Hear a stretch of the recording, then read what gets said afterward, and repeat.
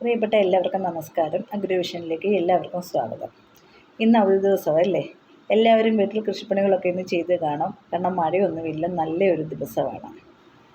അപ്പം വേണ്ടുന്ന കാര്യങ്ങളൊക്കെ എല്ലാവരും ചെയ്യുക.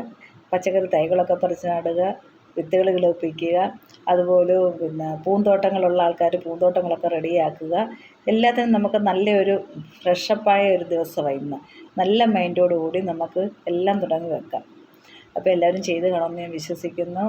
അതുപോലെ നമ്മുടെ ലൈഫ് നമ്മളൊന്ന് ചിട്ടപ്പെടുത്തി കഴിഞ്ഞാൽ നമുക്ക് എല്ലാത്തിനും സമയം കിട്ടും. എല്ലാവരുടെയും ഒരു പരാതിയാണ്, സമയമില്ല, ഒന്നിനും സമയമില്ല. അതൊക്കെ വെറുതെ. എല്ലാത്തിനും സമയമുണ്ട്. ഓരോ സമയവും നമ്മൾ കൃത്യനിഷ്ഠയോടുകൂടി ജീവിച്ചു കഴിഞ്ഞാൽ നമുക്ക് എല്ലാ കാര്യങ്ങളും ചെയ്യാൻ പറ്റും. അപ്പം കൃത്യമായിട്ട് നമ്മൾ രാവിലെ ഉണർന്ന് പ്രഭാത കാര്യങ്ങളെല്ലാം ചെയ്ത്, ഇപ്പോൾ എല്ലാ കുട്ടികളും സ്കൂളിൽ പോകുന്നു, കുട്ടികളുള്ള അമ്മമാർ, പ്രായം ചെന്നവരുടെ കാര്യമല്ല ഞാൻ പറഞ്ഞത്.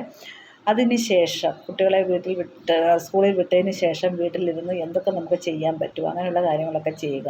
ടൈം മാനേജ്മെൻറ്റുമാണ് ഇതിന് ഏറ്റവും പ്രാധാന്യം. ടൈം അനുസരിച്ച് ഓരോന്നും ചെയ്യേണ്ട കാര്യങ്ങൾ ചുറ്റോടുകൂടി നമ്മൾ ചെയ്ത് കഴിഞ്ഞാൽ നമുക്ക് എല്ലാം പറ്റും. വീട്ടിലെ പാചകങ്ങളും, തുണി കഴുകുന്നതും, വീട് വൃത്തിയാക്കുന്നതും, കൃഷി ചെയ്യുന്നതും, പൂന്തോട്ടം റെഡിയാക്കുന്നതും എല്ലാ കാര്യങ്ങളും ചെയ്യാം. അപ്പോൾ എല്ലാവരും അങ്ങനെ ജീവിതത്തെ നല്ല അടുക്കും ചുറ്റോടും കൂടി മുന്നോട്ട് കൊണ്ടുപോവുക. അതുപോലെ തന്നെ ഈശ്വര ആരാധന എപ്പോഴും വേണം. നിത്യമായും നിരന്തരമായിട്ട് നമ്മൾ ദൈവത്തെ പ്രാർത്ഥിക്കണം. അതിനൊരു ടൈം വെച്ച് ആ പ്രാർത്ഥന അർപ്പണം നമുക്ക് എപ്പോഴും ഉണ്ടായിക്കഴിഞ്ഞാൽ നമുക്ക് നല്ലൊരു ജീവിത വിജയം ഉണ്ടാക്കാൻ പറ്റും. ആരോടും പരാതിയോ പരിഭവമോ ഒന്നും വേണ്ട. നമ്മളെ ഈ ലോകത്ത് ദൈവം സൃഷ്ടിച്ച് നമ്മളാൽ ചെയ്യപ്പെട്ട കാര്യങ്ങളെല്ലാം നമ്മൾ ചെയ്തേ പറ്റത്തുള്ളൂ. ആ ഒരു വിശ്വാസത്തോടുകൂടി മുന്നോട്ട് പോവുകയാണെങ്കിൽ നമുക്ക് എല്ലാ പ്രതിസന്ധികളും തരണം ചെയ്ത് മുന്നോട്ട് ജീവിക്കാനുള്ള ശക്തി നമുക്ക് കിട്ടും.